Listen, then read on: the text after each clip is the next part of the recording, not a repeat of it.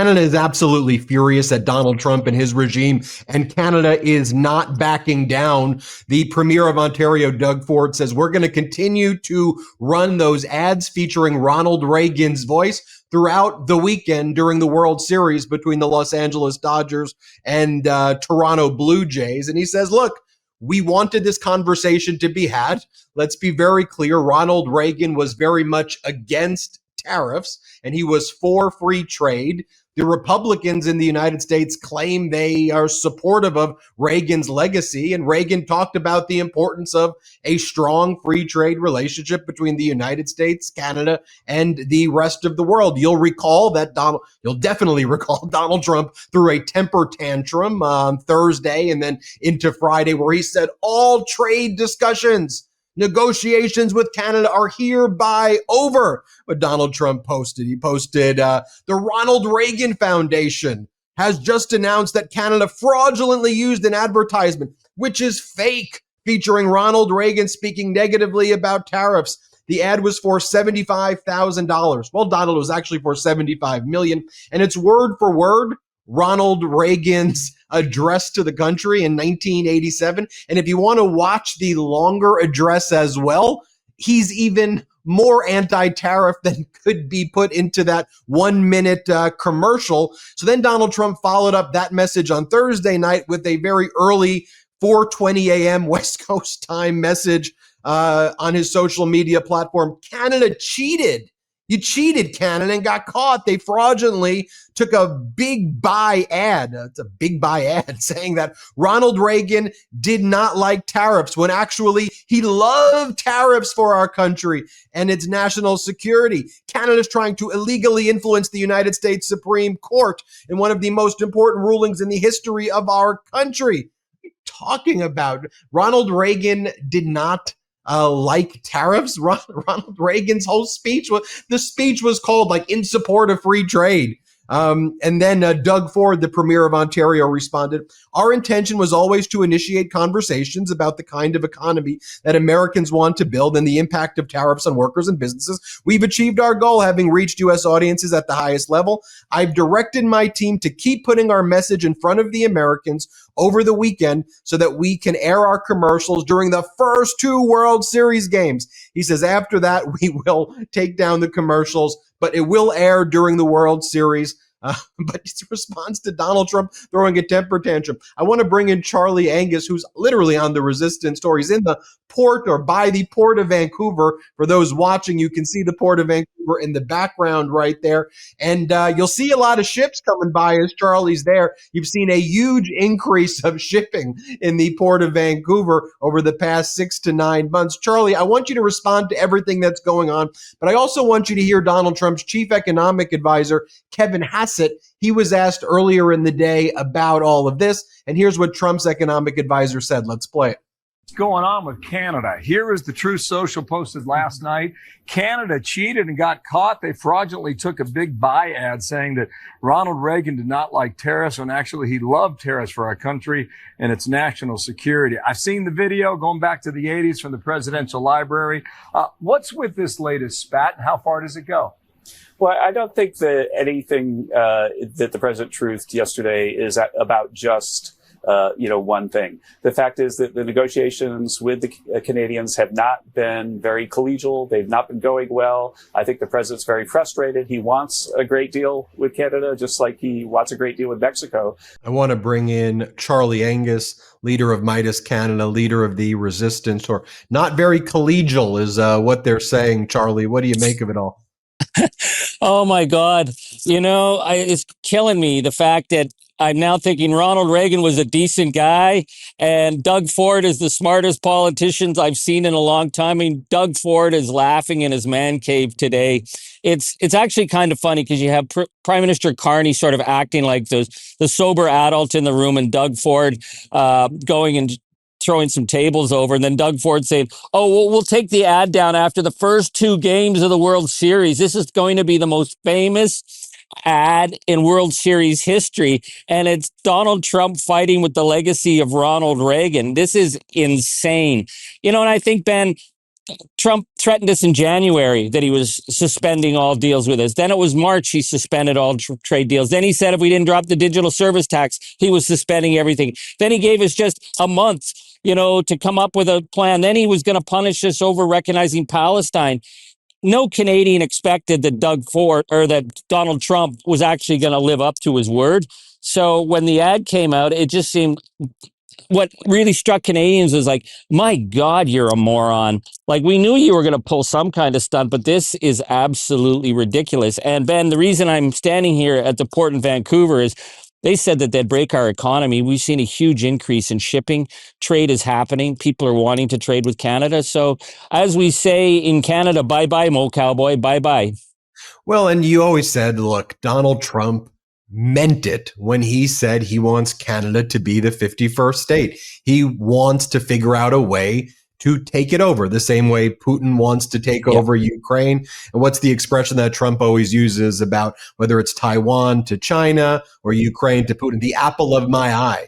I mean, Canada is with Donald Trump's apple to his eye. He wants it conquered, and he's just trying to figure out ways to harm Canada. And it seems as Canada has figured out ways now to expand its relationships, whether it's with Europe or even China. Trump's getting so frustrated by that because he wanted to break you all. He wanted to break Canadians, and you aren't breaking. You're leading the resistance. Canada's leading the worldwide boycott and leading the world against Trump. Well, Ben, wherever I travel, we've been taking the Meidas town halls across Canada.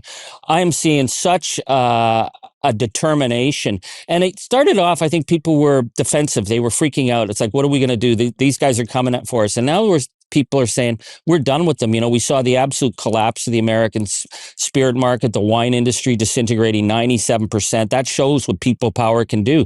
But the upside is I was just talking to a winery in Ontario selling Ontario wines into Norway for the first time.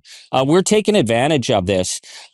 What's really concerning to Canadians is the disintegration of the rule of law south of the border. The disrespect Donald Trump shows, not just for us, but for his own people. And, I did a Canadian interview today, and they said, well, don't you think it's very un-Canadian that we interfered in their country, blah, blah, blah, clutching the pearls? I said, this is a guy who showed an AI video of him dumping diarrhea on his own citizens. This man is not worthy of any office in any land. So the fact that he's freaked out that we showed a video that just had Ronald Reagan speaking shows that he's not trustworthy. People are not going to be expecting him to live up to his word. And it's forcing all nations, whether they wanted to or not, to look elsewhere. And so Canada's looking elsewhere. I'm trying to think of what it would be like, from a Democratic politician's perspective. It would be like, what if you had, when Biden was in office or Obama or whatever, and then someone ran an ad of FDR and talked about all the kind of programs, that was there. And then the president was like, how dare you play FDR? FDR actually did it, and it was like, what are you talking about? There's statues of the guy. But I mean, to the point is like, what's the interference? Like, y'all say you love Ronald Reagan. Yeah. Ronald Reagan objectively hated tariffs. The whole speech was, I hate tariffs. And only in the most extreme circumstances. And then if we do it, because he said, we have to do it with Japan in this one, but we got to remove it right away. And I don't take this action lightly because tariffs never work. As you go on and watch the speech, he goes, I want to remind everybody, tariffs, especially if used more broadly, that's what caused the Great Depression. That's what the broader speech was about. And that's what he threw a temper tantrum of. They're like, that's what's interfering. It's wild. No, this is so far beyond. But, every Canadian knew that there wasn't going to be a trade deal. And I was actually wondering, I was watching Prime Minister Carney the last few days because he's a pretty careful guy. He doesn't play his cards very openly. He's very measured. But he was sort of laughing the other day when he said he was going to challenge Donald Trump to a bet over the Blue Jays, which, of course, we are going to win the World Series. Sorry, Ben. I love you guys, but not that much. And he said, I don't think Donald will take up the bet. I think he's afraid. I think the Prime Minister knew this was going to go south. Doug Ford knew it was going to go south. And so it's going south, but in a way that makes him look ridiculous. So you know what? 2 or 3 days from now, he's going to be back to the table issuing another set of demands. But as for the Democrats, one comment I heard from Canadians was, why did we have to spend our taxpayers' dollars to show an ad that the Democratic Party should have thought to run in the Super Bowl? So just to our Democratic friends in the U.S., how about it? How about stepping up? We could use your support. We'll be there for you too, you know. Well, I wondered why the Democrats don't run an ad in loop of Donald Trump destroying the White House while Caroline Leavitt says his main priority right now is the ballroom. Just run that for 30 seconds as 20 million Americans are about to lose their health care, as Americans can't afford rent, as they're losing their supplemental nutrition assistance program, et cetera. So I always ask you, Charlie, at the end of these interviews to direct your message to Donald Trump. We know that him and the ambassador to Canada, we know they watch all of these videos. They've sent you letters before, so we know they watch this. So what is your message right now to Donald Trump and his regime?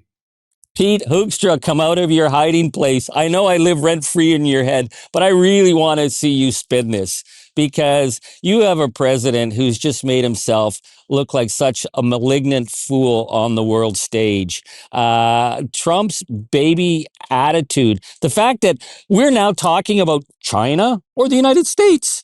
Oh my God, let's work with China. You got to be really bad on the world stage when China, an authoritarian regime, looks like a more trustworthy partner with a better record than Donald Trump and MAGA. So, Peter Hoekstra hiding in the ambassador's chambers in Ottawa, come on out.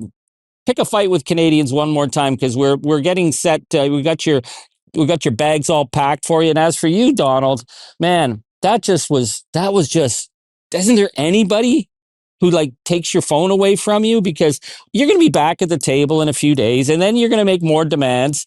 And we know we're not going to get a deal. So we're just moving on. So keep it up. Keep it up, Donald. And Pete, come on out. Come on, Pete. I've asked you to go for a beer with me. Pete, one last time. Let's go for a beer. I'll try and talk to you, and then we'll pack your bags and send you shipping. Well, that'll be live to tape on Meidas Canada. When he should come on and he should talk to you, and the world should see that conversation. So I'm looking forward to it. I want it in a bar. We'll go watch the Blue Jays together. Come on, Pete. I'm sending him. I know you're watching, so I'll take you. I'll buy. Honest. And we'd love to see that, and we'll put the unedited version of it live for everybody to watch as well. Thanks, Charlie, and thanks for doing this in front of the Port of Vancouver. I think it's one of the things I love that you're doing on Meidas Canada's YouTube channel, which everybody should subscribe to, is I like how you're taking both Canadians and people from around the world on the trip with you on the Resistance Tour, and they can see some of these incredible destinations within Canada. So it's great to see that. It shows why we were fighting for what we're going to fight for. It's the beauty of this land. We're flying on a float plane over to Victoria for a big Meidas town hall tomorrow. Back to Ontario. We've got a whole bunch of road work ahead of us, because we're going to defend this country, province by province, town by town, city by city, and the resistance is strong. The resistance is strong. Everybody hit subscribe. Let's get to 6 million subscribers. Want to stay plugged in? Become a subscriber to our Substack at MeidasPlus.com. You'll get daily recaps from Ron Filipkowski, ad-free episodes of our podcast, and more exclusive content only available at MeidasPlus.com.